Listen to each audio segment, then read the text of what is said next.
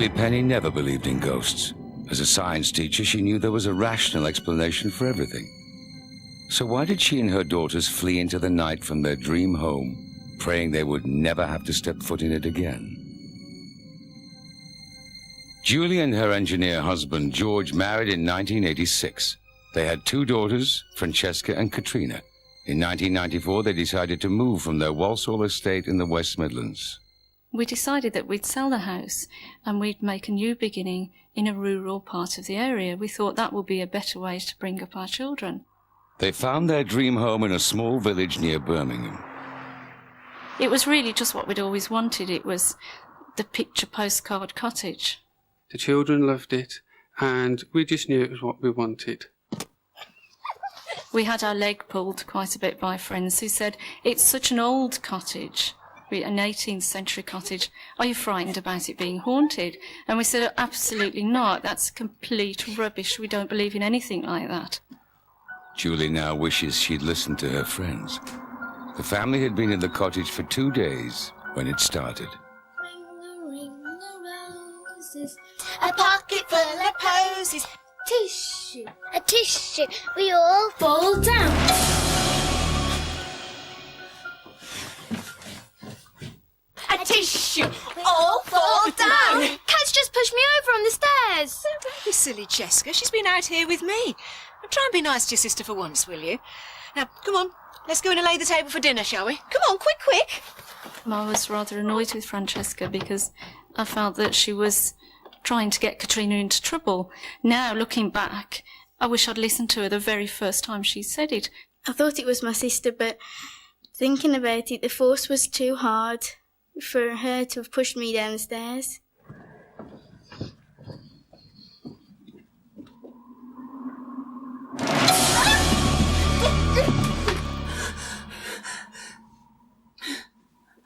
It was like an adult-sized hand that pressed on my face as I went to go up the stairs. At the same time, there was a very cold breeze coming down the stairs.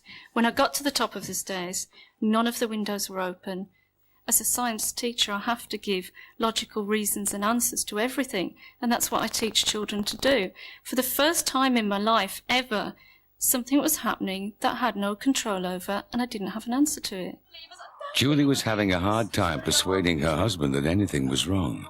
I wanted to believe what I was being told, but I am an engineer by trade, and unless I can see it or touch it, it doesn't exist. I was beginning to believe George and think, I must be imagining it. I can't explain it, so what's the other answer?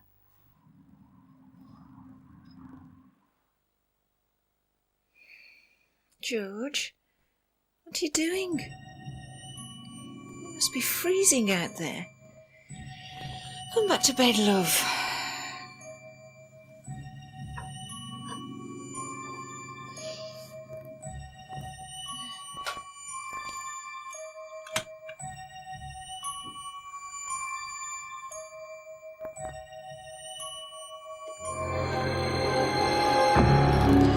George! George! Oh, what's the matter? What is it? The man! The man!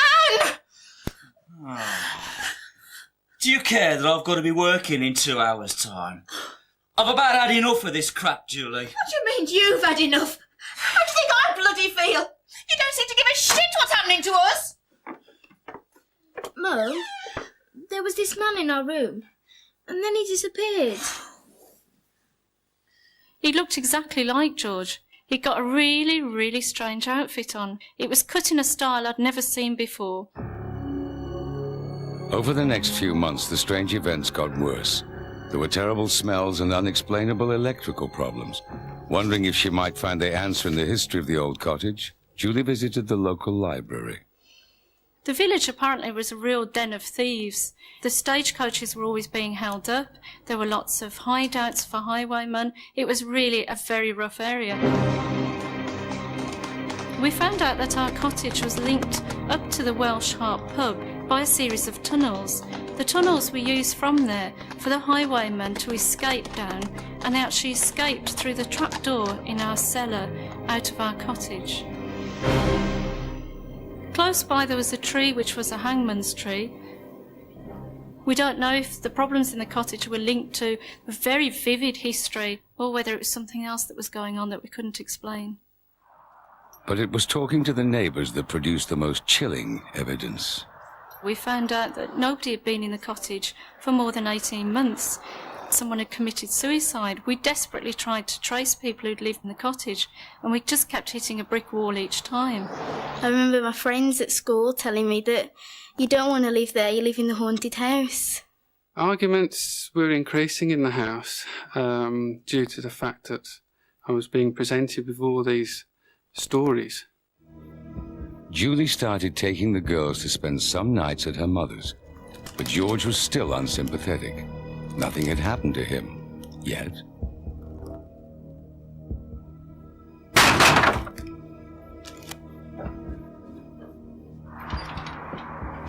The bang at the door was immense.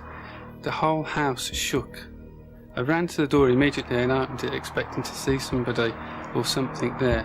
There was nothing there.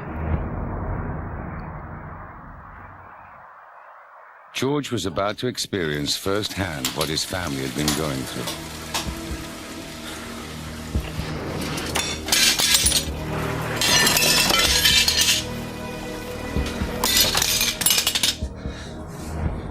The pictures coming off the wall were probably the scariest things for me.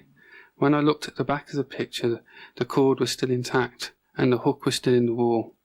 How had the pictures come off? I began to feel really guilty.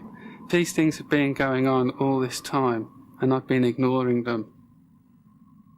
Then things started to take a turn for the worst, and we found that there was something going on a bit more than that, and possibly some kind of poltergeist type activity.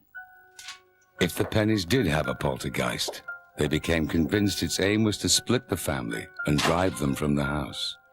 It was as if they were playing me and George off against each other, playing the girls off against me. It was like somebody was causing downright mischief in the house. You were just like waiting for something else to happen. It was like you were sitting on a time bomb. Unable to sell for the same price they'd paid, the Penny family were trapped in a home they believed to be possessed. Worse was to follow. I felt that it was becoming a personal vendetta against me alone at this point. I felt that it was trying to take me over and that I was actually going out of my mind. Julie found herself losing control. She felt as if she was being forced to do things against her will.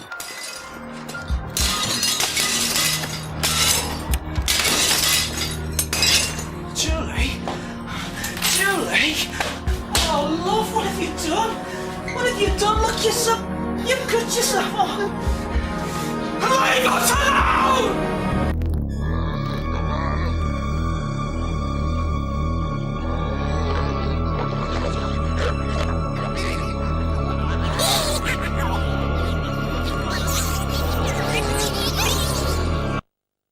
I felt almost as if I was reliving something that had happened in the past, or something was trying to relive a life through me. It was almost as if I was being possessed.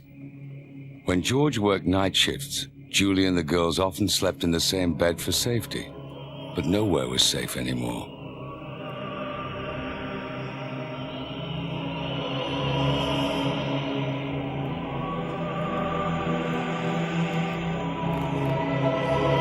Mum, stop it.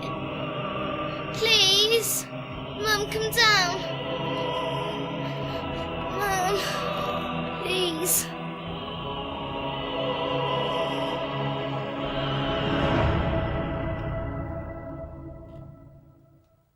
I was quite tired and I thought it was my eyes just fine, but when I looked next to me, my mum had gone.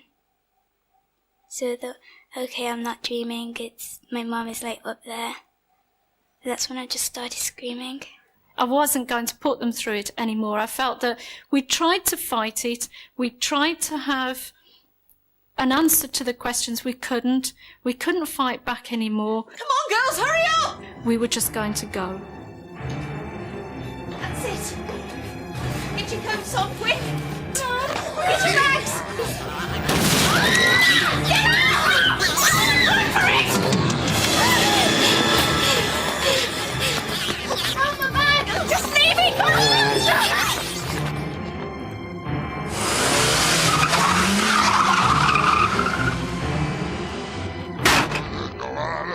It's as if it had won. It had beaten us. The pennies fled.